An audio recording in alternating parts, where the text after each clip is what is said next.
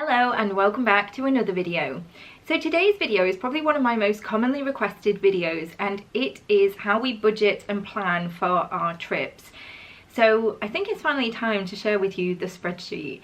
Now, I know this is not the way that everybody plans their trips. Some people probably think I might be a little loony for planning so thoroughly, but for such a big trip, that's such a cost that you're only there for a limited amount of time, we absolutely want to make the most of it and obviously maximize the cost and benefits where we can.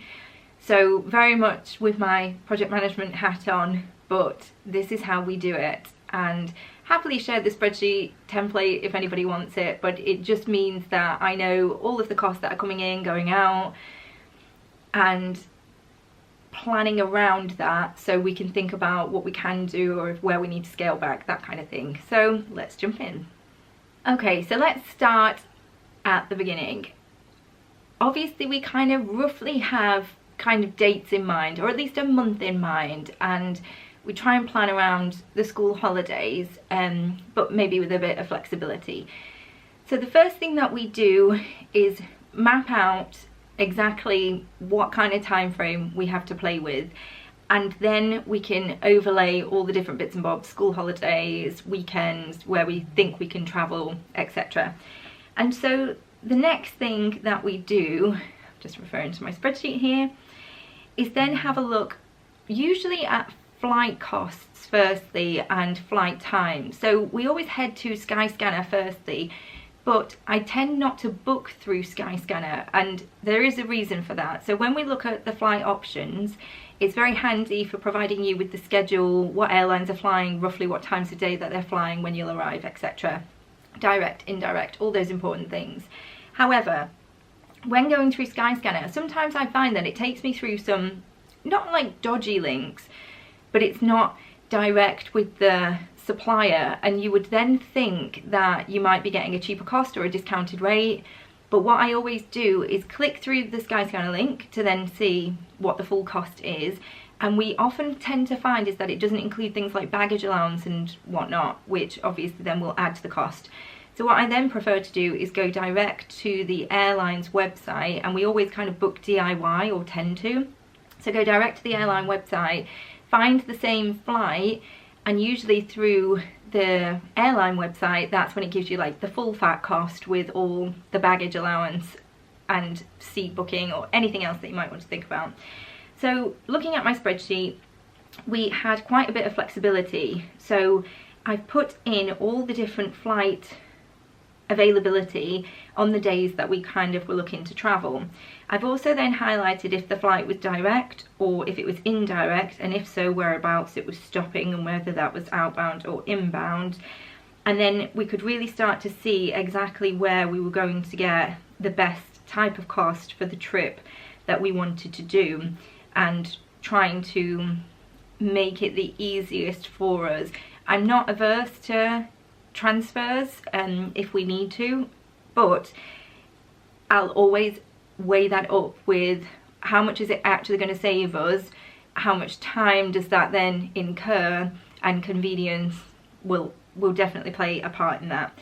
So once we've found the flight that we want and the airline that we want, then we'll usually tend to book direct through them. And so the other important part to this particular trip was that we knew that we wanted to do a Disney cruise. So I then also overlaid the different cruise availability that there was direct through the Disney Cruise Line.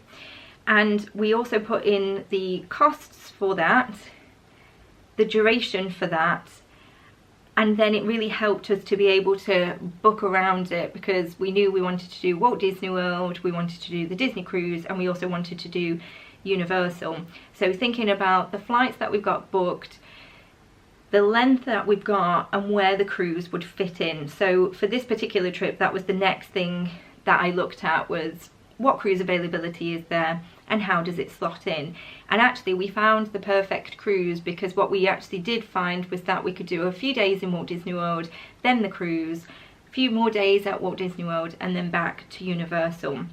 Now for this particular cruise, we were looking at the cheapest options with the exception of an inside cabin because I need a window, definitely. So we looked at the ocean view room, and actually what we found on this particular trip is that to upgrade to a veranda wasn't much more. So given that we're going to some of the most beautiful places in the world in the Bahamas, I definitely wanted a veranda view for just a little bit extra, that we could go and actually see those lovely views. And I can just imagine us now sitting on the veranda sipping our like morning tea.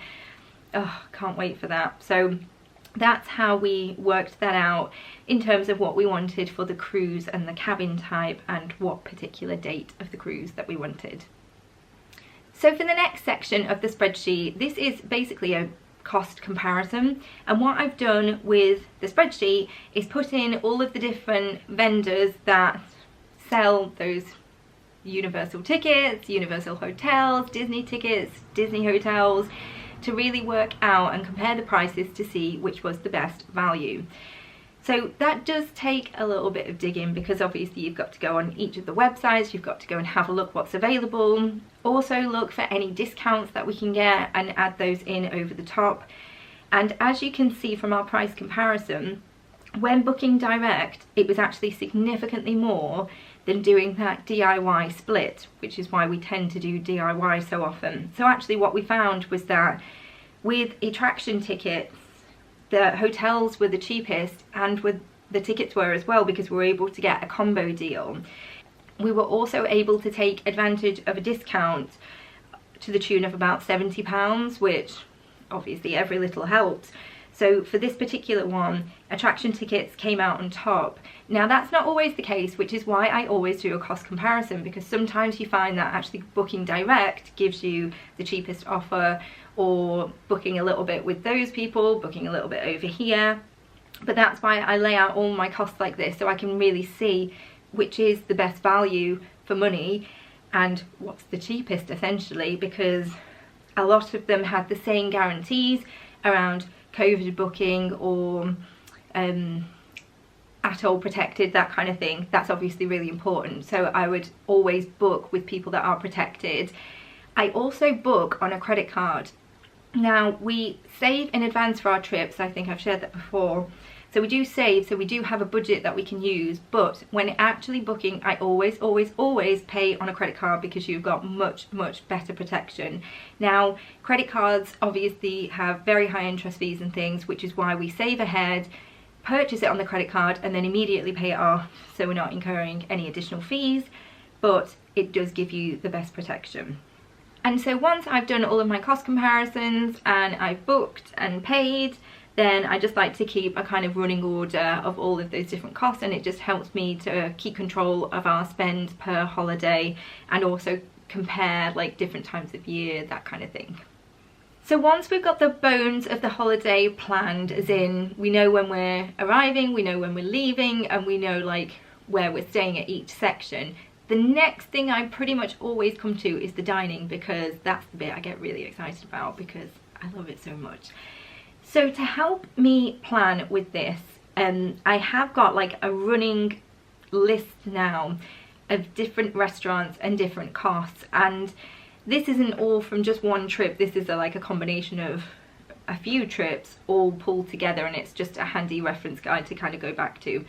So when I'm thinking about our costs, and especially because there is no dining plans anymore, boo, we missed the dining plan, but we obviously have to think about paying for that. Now clearly with Disney there are the Disney credit options, which we absolutely took advantage of on our February trip. Unfortunately for October, no Disney dining credit, so everything is out of pocket, which means I need to even be more on top of the costs and thinking about what we want to do and how we want to do it. So what I do is I list all of the different restaurants that we're considering, and then I go and have a look at the menus, which I'd be doing anyway, but this has got a specific purpose in mind. Now it is difficult to think 6-12 months out, what do we want to be eating, but I know my family, I kind of know roughly in a particular restaurant with a particular type of cuisine what it is that they would want. So I put in all of the costs, and I think about, in a particular restaurant, do we want a starter, do we want a main, do we want a dessert, do we want all three, do we want mix and match? Do we want drinks, alcoholic drinks? Might there be things like milkshakes, which are additional costs? And I kind of gauge it to then think, right, so if my meals would cost X, Pete's Y, Oscar Z's, then what is the total price? And then, of course, when in America, you've got to follow the customs. So think about that 20% tip. Now, I know that's not the tipping culture we necessarily have in the UK. Obviously, in the UK, you kind of 10%, but when in Rome, and it is a really important factor, because if you look at this spreadsheet, some of these tips, depending on where you're going, $20 to $50, because obviously it's based on the price of the menu. So if you're eating at a more high-end signature dining experience, then that tip is going to be more. Now, that is definitely something that you just have to factor in. I'm not going to give anybody any advice or really open a debate about tipping. Do I always want to tip 20%? No. But of course we would always base it on the server as well and the experience that we have, because actually 20% probably is at the top end. I think from all of the forums that I read, it's kind of starts around maybe 15 to 18%, but we always budget at 20. That way it's factored in. Obviously for those cast members that really go above and beyond, then they will get the full tip, if not more.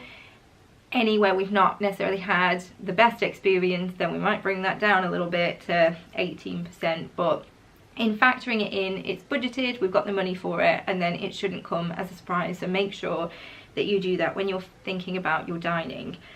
So these are all of the places that we want to look at, and I can then start to add them into my costs, because that then helps me to understand how much money are we actually going to need for the trip, but also prioritize where we want to go. Because if we think the costs are getting a little bit out of hand, then we'll re-look back at the list and say, do we need to do another signature dining experience? Maybe not, let's cut that. Or can we substitute a table service for a quick service or a snack? And those are the kinds of decisions that we make, but it's easier to do that when informed with the cost. And then finally on to how that all comes together. Now, again, I know not everybody is holidaying with a spreadsheet. I'm aware of how that makes me look, but it's a big trip. It's big cost. I want to know what's coming in, what's going out, and make sure I've factored accordingly, because I honestly couldn't think of anything worse than either having to go over budget and try and get some funds from somewhere, or panicking and having to put stuff on a credit card. Like, no, not me. So I'd rather just know exactly what it is and what it's going to be like, and that way I can make sure that everything is fully covered before we go. And actually what I did find, and I think I mentioned this in the February vlogs, is that my planning was actually quite scarily accurate, in some places down to the dollar, which I was actually quite impressed with myself. But then in other times when I'd maybe factored in starter, main and dessert, you know, the heat, we were just too hot, maybe we'd had some snacks and it turned out we only had like a main, then obviously we were under on the budget, which then helps because that's either additional money for merch or money that you can bring back and plow into another trip. So just to show you how it all comes together, this is an example from our February trip. So all of those forecasted costs, those are what you can see in the white at the top of the spreadsheet, and those are all of the things for the specific table service restaurants that we wanted. But then I've also planned a like arbitrary budget for anything like a quick service lunch or a quick service breakfast, again based on those menus. So I'd planned in all of the forecast costs, and then you can see a total forecast for each of the days. And then every night on our trip, when we got back to the room, I then used my Revolut app, which is the card that I use while we're out there, to then capture all of the costs. Now, we do tend to have cash. I think it depends. We tend to have a bit of cash in America for things like tips, but we don't tend to take cash for Disneyland Paris because everything is just on cards, but we might have a bit of cash. But I calculate all of our costs for that day and then put in the actual food costs, which is the first row that you can see in the blue. And as you can see, for the food costs, most of the days we were actually pretty under. And again, I think that's just as plans changed and spend was maybe different than what we expected. Maybe we ordered different items than what I'd thought about. So that worked really well. I just noticed there as we kind of got to the Disney bit of the spreadsheet, the costs actually look very low, which is unusual. That's because we had the dining credit on that trip, and we obviously tended to use that before we spent our actual cash. Then what I also did is forecast some other costs, and what I mean by other costs is any taxi rides that we wanted, any additional spend that we needed, like photo pass or experiences or whatever the case might be. Because our trip had been planned so thoroughly, I could account for that. And what I do for factoring in our taxi costs is you can actually use the app in the UK. You can put in your departing destination to arriving destination. Now obviously what that won't factor in, unless you really looked at the time difference, but time of the day or surge pricing, that kind of thing. But actually it gave us a really useful indicator of what those costs were for the taxi rides, which I can then overlay and add to my spreadsheet. And then, as mentioned, it was just a 5-minute job at the end of the night just to put in all of those total spends, the actual spends for food, for travel, for merchandise, anything else. And then I just keep a running tab at the bottom. And then what you can do is just stick in some formulas so you can work out, and it will automatically calculate your forecast spend against your actual spend. Now obviously on this trip our actual spend was over our forecast spend, and that was because of things like merchandise, which I hadn't actually given myself a specific budget for. I just had like a pot, so the merchandise didn't actually make it onto the spreadsheet, which is why it looks over, not because of my bad planning, but just because I didn't go into that level of detail around merch.